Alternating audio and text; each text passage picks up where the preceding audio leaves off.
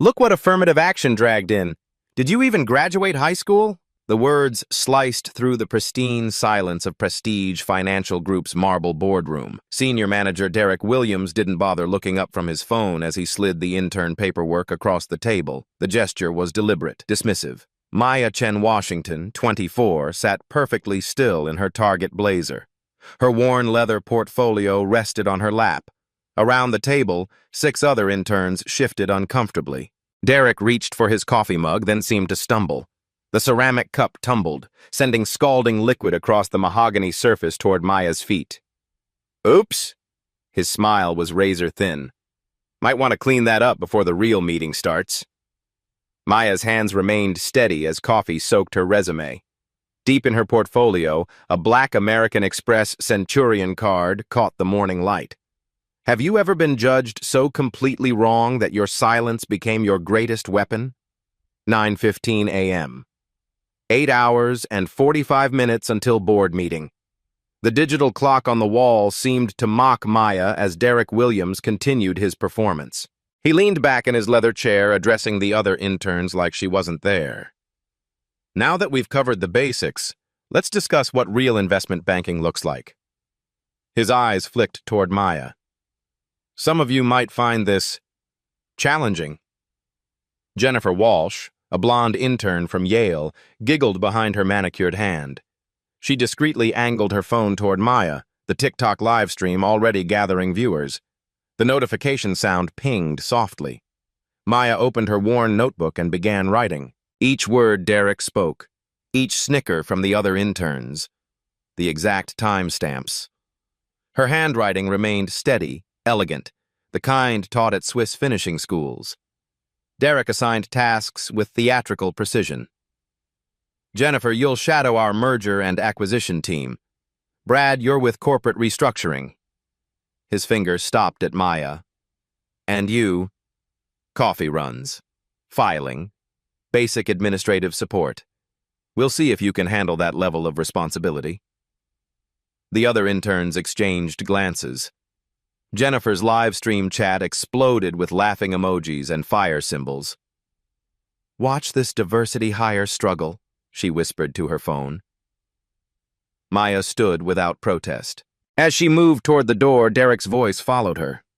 Maya, right? Like that ancient civilization that collapsed? His smile was predatory. How fitting. She paused at the doorway, turning back with calm eyes. Actually, Maya means illusion in Sanskrit. Sometimes things aren't what they appear to be. The comment hung in the air as she left. Derek's expression flickered. Confusion, then dismissal. 10:30 a.m. 7 hours and 30 minutes remaining. The executive assistant, Patricia Hayes, barely looked up when Maya approached her desk. Coffee orders are on the board. Make sure you get everyone's preferences right. We don't tolerate mistakes here. Maya studied the list. 12 different orders, each more complex than the last. Derek's was circled in red. Double shot espresso, oat milk, exactly 140 degrees. Don't screw this up. While waiting at the coffee shop downstairs, Maya's phone buzzed. The screen showed Washington Holdings quarterly report ready for review. She glanced around, then quickly silenced it. A text followed. Maya, your 6 p.m. presentation materials are prepared. Should I have James set up the conference room? Executive assistant. She deleted both messages and focused on the coffee orders. Back on the 47th floor, Maya distributed drinks with quiet efficiency. When she reached Derek's office, she knocked softly. Finally. He didn't look up from his computer. Set it down and get out. I have real work to do. As Maya placed the cup on his desk, she noticed his screen. Email threads with subject lines like diversity problem and lowering standards. Her photographic memory captured the sender names, timestamps, conversation threads. Something wrong? Derek's voice was sharp. No, sir. Is there anything else you need? Yeah, stay out of my way. 11:45 a.m. 6 hours and 15 minutes remaining. Maya found herself assigned to the copy room, a windowless space filled with industrial printers and filing cabinets. Other employees passed by, some offering sympathetic glances, others openly staring. The elderly janitor, Mr. Rodriguez, wheeled his cart past the doorway. He'd worked these floors for 15 years, invisible to most executives. But when he saw Maya organizing files with mathematical precision, he paused. "You okay, mija?" Maya looked up, surprised by the kindness. "I'm fine, thank you." "I've seen a lot of interns come through here. Most quit after the first week." His weathered hands adjusted his cleaning supplies. "You're different." Before Maya could respond, Jennifer Walsh appeared with her phone still recording. "Still here? I honestly thought you'd given up by now." The live stream now showed 1,200 viewers. Comments flooded the screen. "She's trying so hard. This is painful to watch. Someone help her." Maya continued organizing documents. Each paper was placed with deliberate care, as if she were handling million-dollar contracts instead of copy room filing. "My followers think you should maybe consider a different career path," Jennifer continued. "Something more suited to your background." "What background would that be?" Maya's voice remained level. Jennifer's smile faltered slightly. "You know, more practical, less academic." Mr. Rodriguez stepped closer, his protective instincts flaring. "The girl's doing fine work. Maybe mind your own business." Jennifer rolled her eyes and walked away, phone still streaming. Her viewer count had jumped to 2,000. 12:30 p.m. 5 hours and 30 minutes remaining. Lunch break brought no respite. Maya sat alone in the cafeteria, picking at a sandwich while reviewing her notes. Around her, clusters of employees whispered and pointed. Derek's voice carried from a nearby table where he entertained 3 department heads. "Honestly, I don't know what HR was thinking. We're running a business, not a charity." His audience chuckled appreciatively. "The girl can barely handle coffee orders. How's she supposed to understand complex financial instruments?" Department head Sarah Chen, no relation to Maya, nodded along. "The board's pressure for diversity hiring is getting out of hand.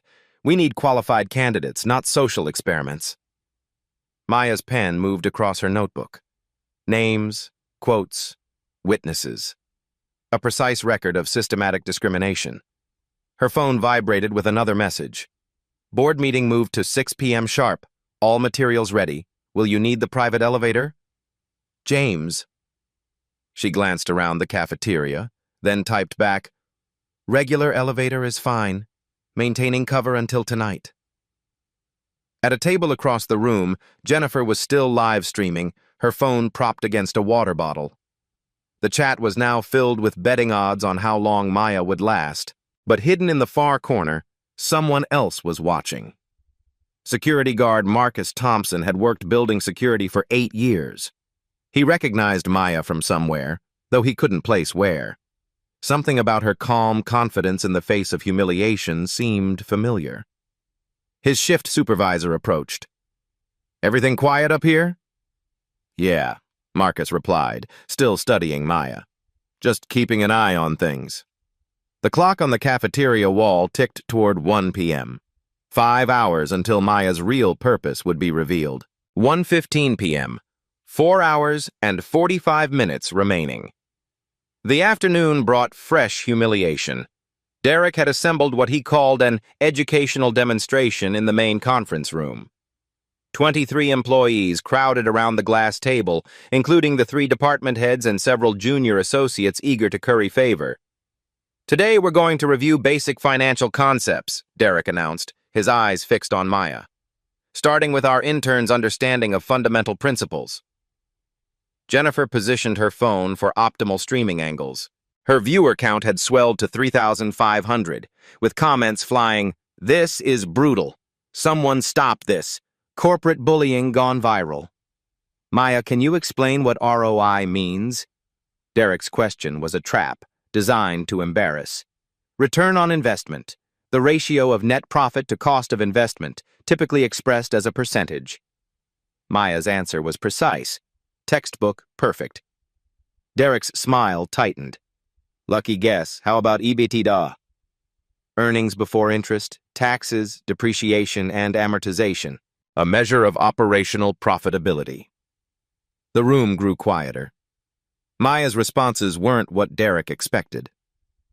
Market capitalization? Total dollar market value of all outstanding shares, calculated by multiplying shares outstanding by current market price per share. Jennifer's live stream chat shifted. Wait, she actually knows this stuff. Plot twist incoming. Derek looks shook. But Derek wasn't finished. He opened his laptop and projected a complex financial statement onto the wall screen. Since you're so confident, walk us through this quarterly report. Explain the cash flow statement to everyone here. Maya approached the screen. Around her, employees leaned forward. Some filmed on their phones. Others exchanged bets on whether she'd crack under pressure. She studied the document for 30 seconds, then began speaking with quiet authority. The operating cash flow shows $47.3 million, indicating strong core business performance. However, the $12.8 million in financing activities suggests significant debt servicing. The $8.2 million decrease in investing activities signals reduced capital expenditure, possibly indicating cost-cutting measures or delayed growth investments. Her analysis was flawless. More than flawless. It revealed insights that impressed even the senior analysts present. Derek's face flushed red. Anyone can memorize textbook definitions, he snapped. Real business requires instinct, connections, breeding, things you can't fake. The word breeding hung in the air like poison. Several employees shifted uncomfortably. Jennifer's live stream exploded with outrage. Did he just say breeding? This is straight-up racism. Save this video as evidence. 2:30 p.m., 3 hours and 30 minutes remaining. The public humiliation had backfired, making Derek more dangerous. He retreated to his office with department heads Sarah Chen and Michael Torres plotting their next move. She's making me look bad. Derek's voice carried through his partially open door. We need to get rid of her before she causes more problems. Maya passed by carrying files, her steps silent on the marble floor. She paused just outside the door, listening. Claim she's disruptive, Sarah suggested. Insubordinate. We have witnesses. Better yet, Michael added. Say she's not following safety protocols. That's grounds for immediate dismissal. Derek's laugh was cruel. I like that. Frame it as a liability issue. Corporate will back us up. Maya's phone vibrated. A text from an unknown number.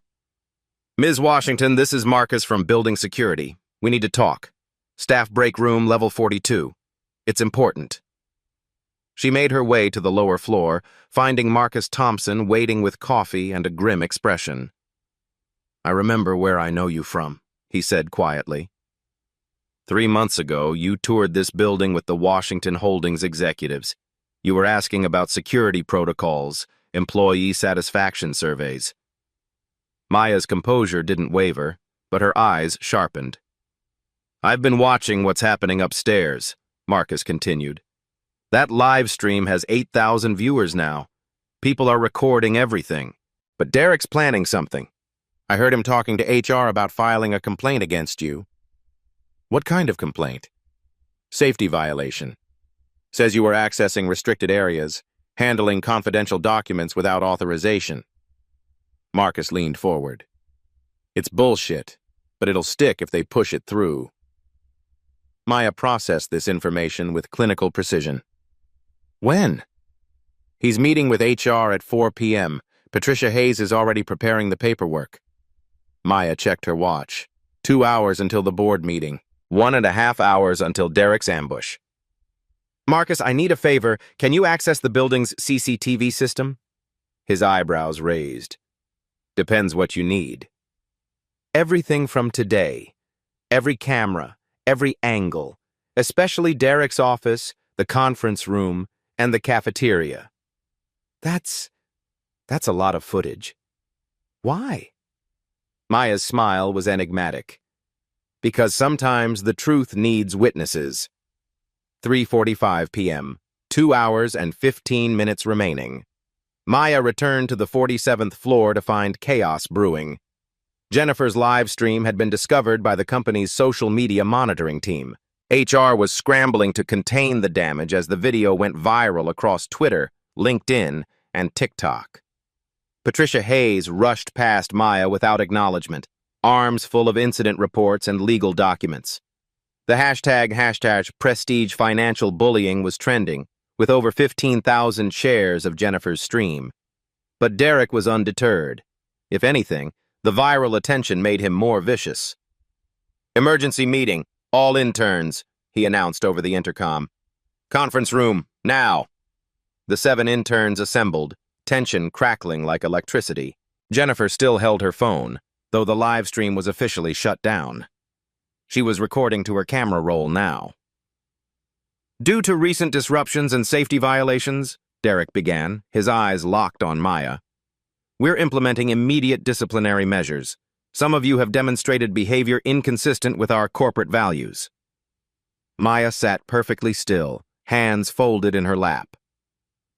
"Maya Chen Washington, you've been observed accessing restricted areas, handling confidential materials, and creating a hostile work environment for other interns."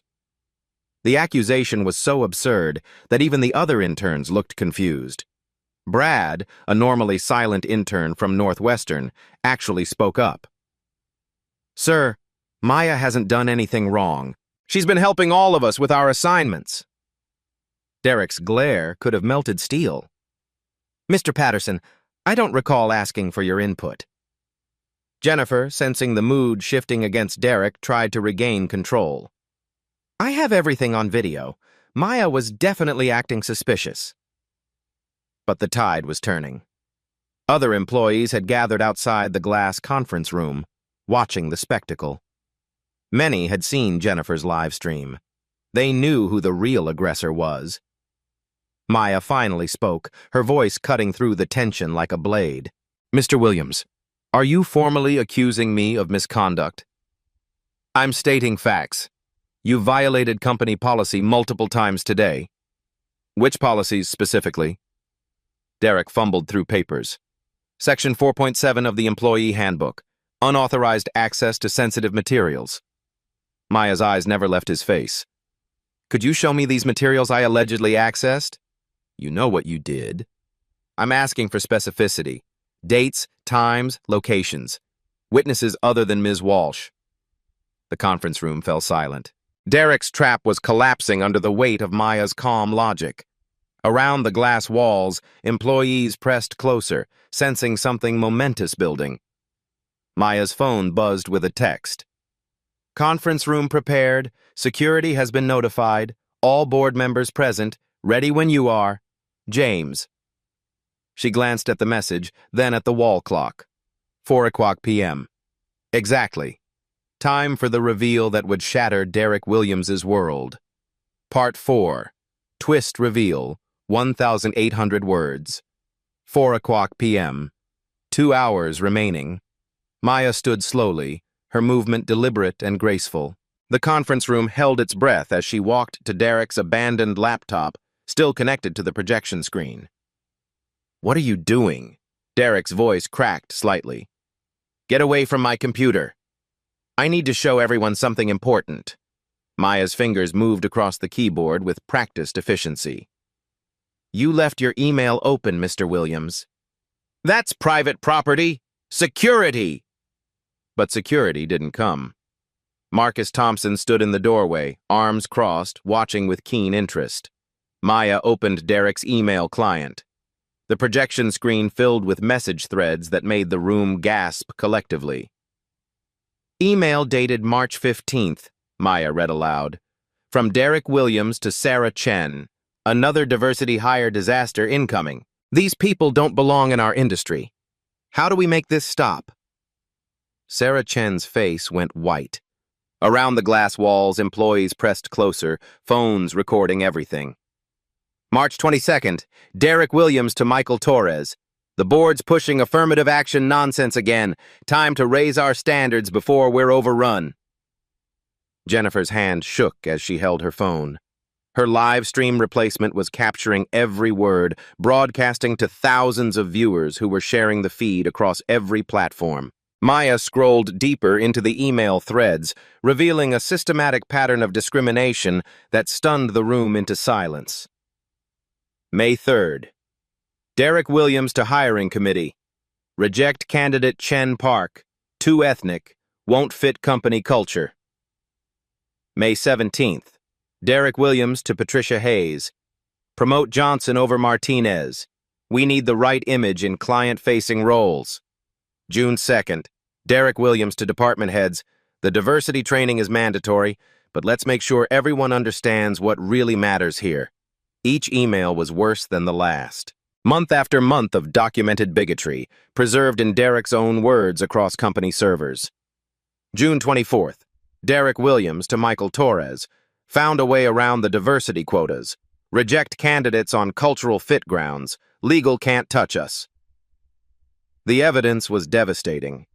Derek had created an entire system of discrimination, carefully coded to avoid legal scrutiny while systematically excluding qualified minority candidates. Derek lunged for the laptop. "Stop this immediately! You're violating federal privacy laws!" Maya stepped aside, letting him frantically close his email. But the damage was done. Every message was burned into the minds of witnesses and preserved on dozens of recording devices. "Actually, Mr. Williams, let me address your legal concerns." Maya's voice carried new authority, a subtle shift that made everyone lean forward. According to Employment Law Section 1102.3, discriminatory communications using company resources constitute hostile workplace violations, automatically waiving privacy protections under the Civil Rights Act of 1964, Title VII. The legal precision of her answer sent ripples through the room. This wasn't intern-level knowledge. This was expertise that suggested advanced legal training. Furthermore, Maya continued, Section 1981 of the Civil Rights Act provides for monetary damages in cases of intentional employment discrimination. Your emails constitute written evidence of intent. Derek's face contorted with rage and confusion. "Who the hell are you?" Maya reached into her worn leather portfolio and pulled out her phone. She dialed a number, putting the call on speaker. "James, it's Maya. Please prepare the boardroom for an emergency disciplinary session. Full board attendance required." A professionally trained voice responded, "Of course, Miss Washington. Shall I notify legal and HR to prepare termination documentation? The executive team is standing by." The name hit the room like a physical blow. Washington, the Washington Holdings, the parent company that owned 67% of Prestige Financial Group. Derek staggered backward, his face draining of color. "Washington? As in..." Maya removed her cheap Target blazer, revealing a perfectly tailored Armani shirt underneath. From her portfolio, she withdrew an executive badge on a platinum chain, the Washington Holdings logo gleaming in the fluorescent light. Maya Elizabeth Washington, Chief Diversity Officer and Board Member, Washington Holdings. Her voice carried quiet power now. The pretense finally dropped. "I've been conducting our annual undercover assessment of subsidiary workplace cultures." The silence was deafening. 7 interns, 3 department heads, and 20-plus employees stared in stunned disbelief. The woman they'd watched being humiliated all day was one of the most powerful people in the building. Jennifer's phone slipped from her trembling fingers, clattering to the floor. The live stream continued broadcasting to over 15,000 viewers, who were now witnessing corporate history. "For the past 18 months, Maya continued, Washington Holdings has received 23 formal complaints about discrimination at Prestige Financial. Anonymous employee surveys showed systematic bias affecting 67% of minority staff. Exit interviews cited hostile work environment as the primary factor in 73% of minority departures." She gestured to the projection screen still displaying Derek's emails. "Today's assessment has provided comprehensive evidence of the root cause. A manager who views diversity as a threat rather than an asset." Maya picked up Jennifer's phone, scrolling through the live stream comments that were exploding with reactions. "Your performance, Mr. Williams, has been viewed by over 15,000 people across multiple platforms. They've witnessed clear violations of federal equal employment opportunity laws, creating massive legal liability for both you personally and this company. Derek's mouth opened and closed like a dying fish. This is entrapment. You can't. This isn't legal. Actually, it's completely legal under federal employment law. Undercover assessment is standard practice in corporate governance, protected under whistleblower statutes. Maya's legal knowledge was encyclopedic. What's illegal is your documented pattern of discriminatory behavior spanning 8 months. She gestured to the evidence on screen. Those emails alone constitute violations of Title VII, Section 1981, and state anti-discrimination laws. Each violation carries potential fines of $50,000 to $300,000, plus punitive damages. Sarah Chen found her voice, desperation creeping in. Maya, we had no idea who you were. If we'd known... That's exactly the point, Ms. Chen. Maya's gaze was laser-focused. Your behavior towards someone you perceived as powerless reveals your true character. Respect shouldn't depend on someone's position or connections. Maya turned to address the room at large. Today I was treated as less than human because you believed I couldn't fight back. That reveals more about this company's culture than any survey could. Patricia Hayes appeared in the doorway, clutching a stack of incident reports. Mr. Williams, I have the documentation ready for... She stopped mid-sentence, seeing Maya standing at the front of the room with unmistakable executive authority. Ms. Hayes, Maya said calmly, please redirect those incident reports to target the actual policy violators. I'll need comprehensive documentation of every discriminatory action witnessed today, cross-referenced with CCTV timestamps. The power dynamic had completely reversed. Derek Williams, who'd spent the day tormenting Maya, now faced the reality that his victim controlled his professional fate. But Maya wasn't finished revealing the scope of her operation. Mr. Rodriguez, she called to the elderly janitor who'd been watching from the hallway. Could you please join us? The weathered man entered hesitantly, still wearing his maintenance uniform. Maya gestured for him to sit in Derek's chair. Mr. Rodriguez has worked here for 15 years. He's observed more workplace interactions than anyone else in this building. His insights have been invaluable for our diversity assessment initiative. The symbolism was perfect and devastating. The janitor sitting in the manager's seat while the manager stood powerless, facing termination. In fact, Maya continued, Mr. Rodriguez provided some of our most detailed reports about discriminatory behavior on this floor. Employees often forget that maintenance staff see everything. Derek's face went ashen as he realized the scope of surveillance he'd been under. Jennifer finally found her voice, tears streaming down her face. I didn't know. The live stream was just supposed to be funny. I wasn't trying to hurt anyone. Maya studied the young woman with clinical interest. Ms. Walsh, you broadcast workplace harassment to thousands of viewers for entertainment. You turned another person's dignity into content for social media engagement. That demonstrates a fundamental lack of empathy and professional judgment. But I didn't know you were important, powerful, connected. Maya's questions cut deep. So harassment is acceptable if the target can't fight back? That's exactly the mentality we're here to eliminate. Jennifer's tears were genuine now, but Maya felt no satisfaction in them. This wasn't about revenge, it was about justice and systemic change. Here's what's going to happen, Maya announced to the room with executive authority.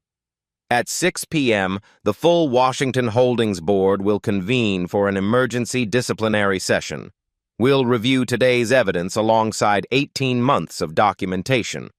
Mr. Williams, Ms. Walsh, and any other employees who participated in discriminatory behavior will face appropriate consequences under federal employment law. Derek made one last desperate attempt. This is revenge.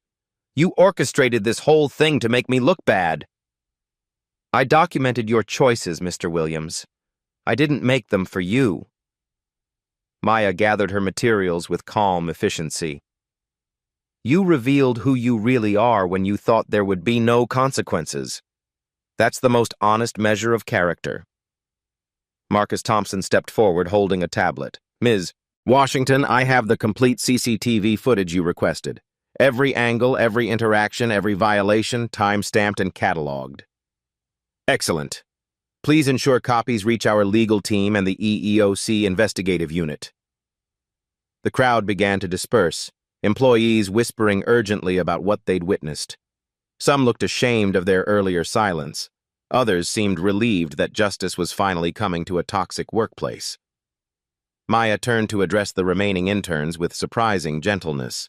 For those of you who remained professional and respectful today, your internships will continue under improved supervision. Prestige Financial is about to become a very different workplace, one that reflects our true values. As the room emptied, Derek made one final pathetic plea. Maya, please. I have a family, a mortgage, 3 kids in private school. I can't lose this job. Maya paused at the doorway, her expression softening just slightly. Mr. Williams, every person you've discriminated against also had families, dreams, financial obligations. Did you consider their circumstances when you created a hostile environment that forced them to leave? She left him standing alone in the conference room, staring at the projection screen that still showed fragments of his damning emails. The clock on the wall read 4:47 p.m., 1 hour and 13 minutes until the board meeting that would reshape Prestige Financial Group forever. Maya had spent 8 hours being underestimated, humiliated, and dismissed. Now came the reckoning that would transform not just individual careers, but an entire corporate culture. 6:00 p.m. Executive Boardroom, 48th floor. The mahogany boardroom table gleamed under crystal chandeliers as Maya entered wearing a charcoal Armani power suit. Gone was every trace of the humble intern. She moved with the confidence of someone who belonged at the head of billion-dollar decisions. 8 Washington Holdings executives flanked the table alongside 5 Prestige Financial board members. Laptops displayed financial charts, legal documents, and streaming social media feeds showing Derek's humiliation spreading across the internet. James Morrison, executive assistant and longtime family friend, handed Maya a leather portfolio. The evidence compilation is complete. Legal has reviewed everything. We're ready to proceed. Maya took her seat at the head of the table. Through the floor-to-ceiling windows, the city sprawled 48 floors below. A kingdom her family's company helped rule. Ladies and gentlemen, thank you for convening on short notice. Today's undercover assessment has revealed systematic discrimination that threatens our company's legal standing, financial performance, and moral integrity. She activated the wall-mounted display system. Derek's emails appeared in stark detail, each one more damning than the last. Legal analysis, Maya announced. These communications constitute clear violations of Title VII of the Civil Rights Act, Section 1981, and state anti-discrimination statutes. Our exposure includes potential class action lawsuits, EEOC investigations, and federal compliance audits. General Counsel Patricia Wu leaned forward. What's our financial liability? Maya clicked to the next slide. Conservative estimates. $2.3 million in immediate legal costs, $4.7 million in potential settlements, $8.1 million in lost productivity from hostile work environment. Total exposure, $15.1 million annually. The numbers hit the room like a physical force. Prestige Financial's annual profit margin was $23 million. Derek's discrimination was costing them 2/3 of their bottom line.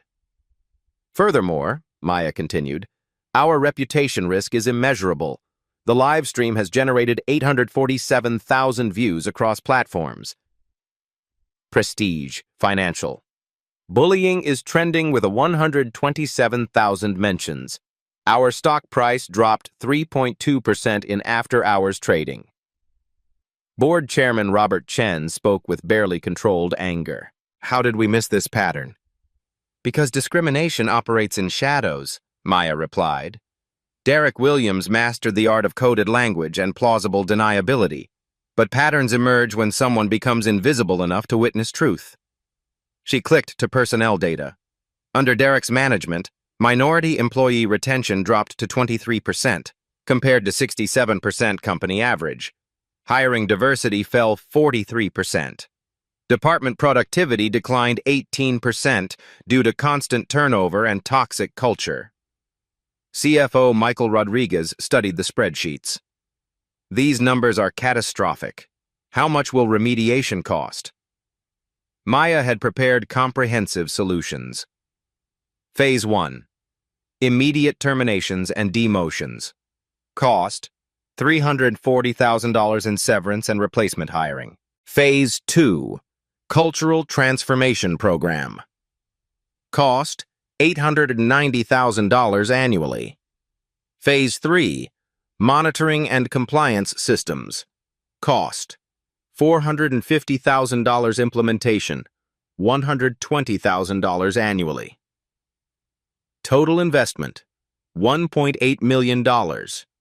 Return on investment, $13.3 million in avoided liability and improved productivity. The business case was irrefutable. Discrimination wasn't just morally wrong, it was financially devastating.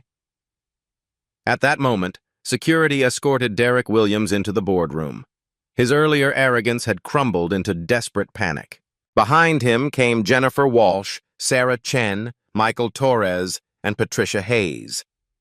Derek's eyes darted around the table, recognizing the power assembled against him. "This is a setup. She deliberately deceived us." Maya's voice remained ice calm. "Mr. Williams, you had 8 hours to demonstrate basic human decency. You chose discrimination. I simply documented your choices."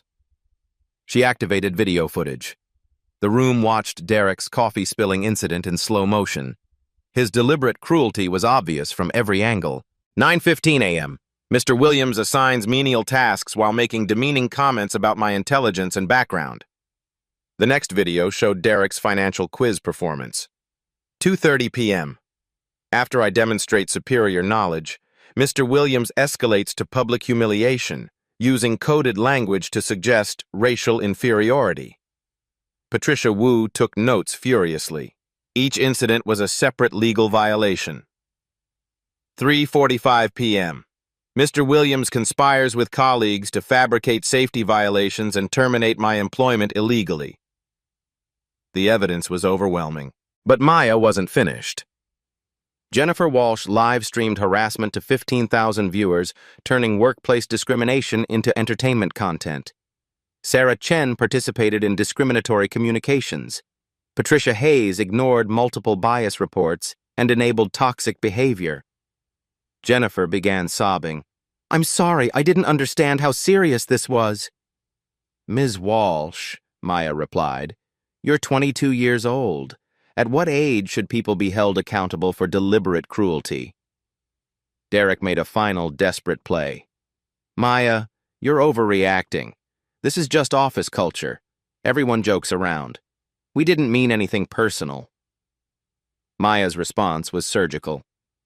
"Mr. Williams, in the past 18 months, your office culture has driven away 12 minority employees. Total replacement costs, $847,000. Lost institutional knowledge, immeasurable." She clicked to exit interview footage. Here's Keisha Johnson, former analyst, explaining why she quit after 8 months.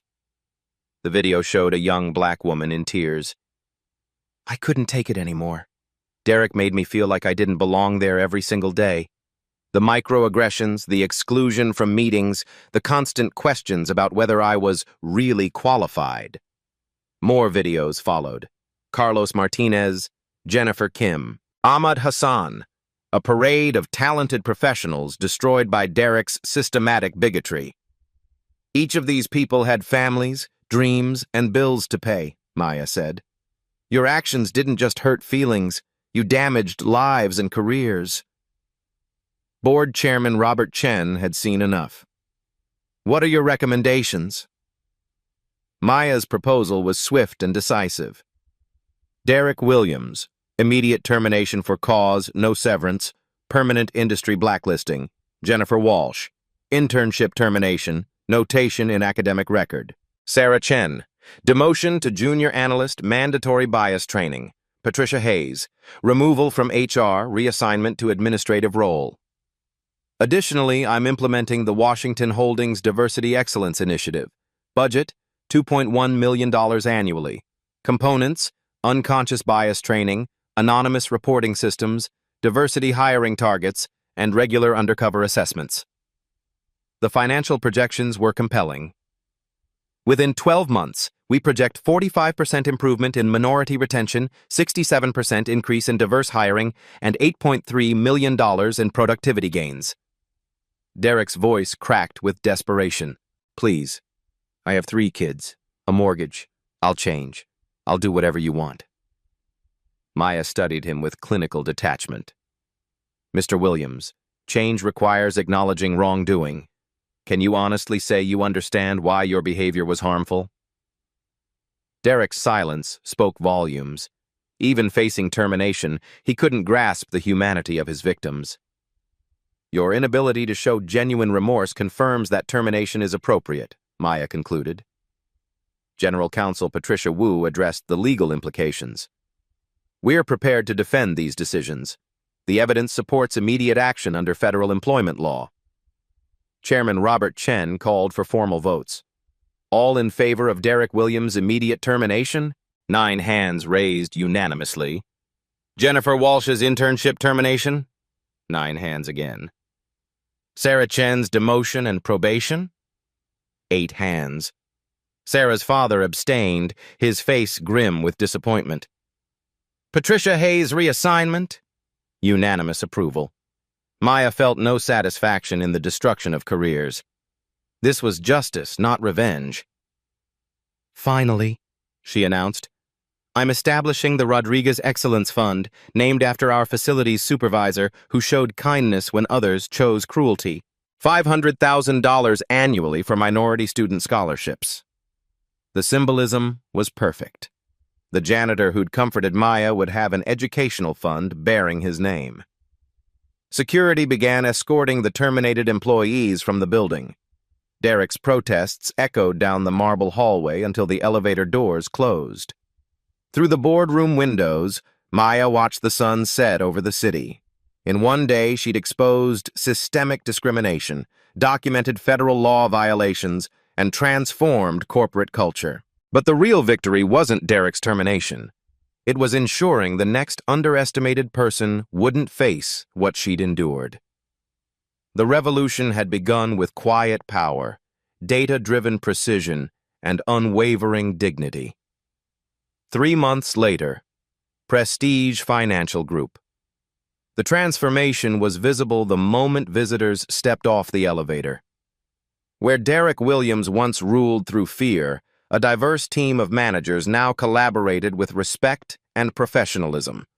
The toxic atmosphere had been replaced by an energy of innovation and inclusion. Maya walked through the halls she'd once navigated as a powerless intern. Now employees greeted her warmly, understanding she'd risked her dignity to expose systemic problems they'd all witnessed but felt powerless to address. "Good morning, Ms. Washington," called out Brad Patterson, the Northwestern intern who'd defended her during Derek's final meltdown. Now a full-time junior analyst, he'd become one of the company's rising stars. Maya paused at his desk. "How's the transition going, Brad?" "Night and day difference," he replied honestly. "The new training program actually works. People are focused on performance instead of politics." The numbers supported his observation. Under the new leadership team, department productivity had increased 23% in just 12 weeks. Employee satisfaction scores jumped from 2.1 to 4.3 out of 5. Most importantly, not a single minority employee had quit since the reforms began. Maya's phone buzzed with a text from Marcus Thompson, now promoted to head of security operations. "Media crew here for the documentary filming. Conference room ready when you are." The documentary would chronicle the first 3 months of transformation. Harvard Business School was funding the project to study how quickly toxic workplace culture could be reformed through decisive action. Maya made her way to the conference room where CNN's cameras were set up. The story had become a case study in corporate accountability, featured in business schools nationwide. "Ms. Washington," the interviewer began, "critics say your undercover operation was deceptive. How do you respond?" Maya's answer was measured. "Deception implies malicious intent. I revealed truth. The only deception was people believing they could discriminate without consequences." "What's been the most significant change?" "The anonymous reporting system," Maya replied without hesitation. "In 3 months, we've received 47 reports of bias incidents across all departments. Each one was investigated and addressed. Previously, these problems festered in silence. The system was revolutionary. Employees could report discrimination through encrypted apps, ensuring protection from retaliation. AI algorithms analyzed patterns to identify emerging problems before they escalated. We've also implemented real-time bias monitoring," Maya continued. "Email and messaging systems flag potentially discriminatory language for HR review. It's not about surveillance, it's about education and prevention." The technology had caught dozens of problematic communications before they could damage workplace culture. Employees received immediate feedback and coaching rather than punishment, creating learning opportunities instead of fear. "What happened to Derek Williams?" Maya's expression remained professional. "Mr. Williams faced the consequences of his choices. He was terminated for cause and is no longer employed in the financial services industry." The reality was harsher than Maya's diplomatic language suggested. Derek's viral humiliation had made him unemployable. His LinkedIn profile showed 18 months of unsuccessful job searches. The man who'd once held power over others now faced the career destruction he'd inflicted on minority employees. Jennifer Walsh had fared slightly better. Her university had required extensive bias training and community service. She'd written a public apology that went viral for different reasons: genuine remorse and commitment to change. Some employers were willing to give her a second chance. "Tell us about the Rodriguez Excellence Fund," the interviewer prompted. Maya smiled genuinely for the first time during the interview. "We've awarded 23 scholarships to underrepresented students pursuing finance careers. Mr. Rodriguez himself reviews applications. His insights about character and resilience are invaluable." The fund had raised $1.2 million beyond the initial commitment. Other companies, inspired by the story, had established similar programs. A movement was growing across corporate America. "The real measure of success," Maya continued, "isn't punishing bad actors. It's creating systems where discrimination can't take root." She gestured toward the bustling office visible through glass walls. "Look at this floor now. People collaborate across racial lines without tension. Ideas are evaluated on merit, not the demographics of who proposed them. That's the culture we've built." The interviewer posed a final question. "What advice would you give to other executives facing similar problems?" Maya's answer reflected hard-earned wisdom. "Don't wait for scandals to force change. These real-life stories of discrimination happen daily in offices everywhere. Leaders have a choice: address problems proactively or wait for them to explode publicly. But most importantly," she added, "remember that every employee deserves dignity. These are touching stories of human resilience, not just business metrics. When people feel valued, everyone benefits." After the cameras stopped rolling, Maya walked to her executive office. On her desk sat hundreds of emails from employees across the industry, sharing their own black stories of discrimination and thanking her for creating change. One message stood out from Keisha Johnson, the former analyst who'd quit under Derek's harassment. "Maya, I just accepted a position at Goldman Sachs. Your courage gave me the confidence to try again. Thank you for proving that our voices matter." Maya smiled, knowing the real work was just beginning. Transforming one company was significant, but changing an entire industry would take years of sustained effort. Outside her window, the city buzzed with millions of workers facing their own battles against bias and discrimination. But now they had proof that quiet power, combined with unwavering principle, could defeat even the most entrenched systems of injustice. The revolution had begun with a spilled cup of coffee and a young woman's refusal to accept disrespect. Now it was spreading across corporate America, one workplace at a time. 1 year later. Impact beyond walls. Maya's story had traveled far beyond prestige financial groups' marble halls.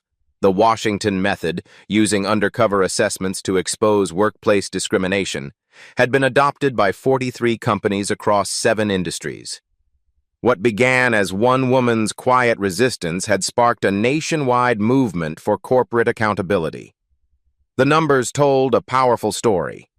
Companies implementing Maya's reforms saw average increases of 34% in minority retention, 28% in employee satisfaction, and 19% in overall productivity. The business case for dignity had been proven with irrefutable data. Derek Williams remained a cautionary tale. His LinkedIn showed continued unemployment, his reputation permanently linked to viral footage of corporate bullying. Sometimes consequences are simply consequences. Jennifer Walsh had rebuilt her career through genuine transformation. Now, working at a nonprofit focused on workplace equity, she often spoke about learning from her mistakes. Her redemption story offered hope that people could change when held accountable. Mr. Rodriguez had become an unlikely corporate celebrity. His promotion to facilities director and role in scholarship selection had inspired dozens of articles about recognizing unsung workplace heroes. Companies across America were elevating long-overlooked employees who possessed institutional wisdom.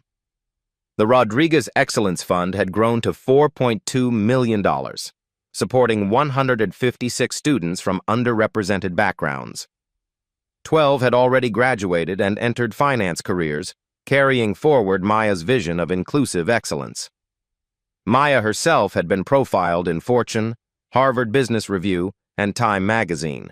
Her TED Talk on the power of strategic vulnerability had been viewed 3.8 million times.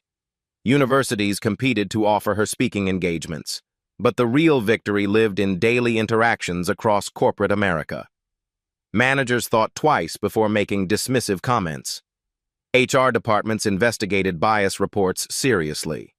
Employees felt empowered to speak truth to power without fear of retaliation. The lasting message. Maya's journey proved that authentic change doesn't require violence or destruction. It requires courage, strategy, and unwavering commitment to human dignity. Sometimes the most powerful revolution begins with someone quietly taking notes. Her story demonstrated that privilege, when used responsibly, becomes a tool for justice rather than oppression. Maya could have revealed her identity immediately and avoided 8 hours of humiliation. Instead, she endured discrimination to document its full scope and create lasting change. The touching stories emerging from transformed workplaces validated her approach. Employees of all backgrounds now collaborated as equals. Merit determined advancement. Respect replaced fear as the foundation of corporate culture. Your voice matters. Have you witnessed workplace discrimination? Have you felt the sting of being underestimated because of your race, gender, or background? Have you seen talented colleagues driven away by toxic cultures? Your experiences matter. Your voice has power. Your story could be the catalyst that transforms another workplace. Share your real-life stories in the comments below. Help us document the full scope of workplace bias that still exists. Together, we can create the accountability that drives systemic change. Black voices speak truth to power when we unite our experiences and refuse to accept injustice as normal. Subscribe to Black Voices Speak for more stories of quiet courage defeating systemic oppression. Like this video if Maya's journey inspired you. Share it with someone who needs to know their dignity is worth defending. Remember, you don't have to be powerful to be powerful. Sometimes the greatest strength comes from simply refusing to be silenced. Your moment to speak truth might be one comment away,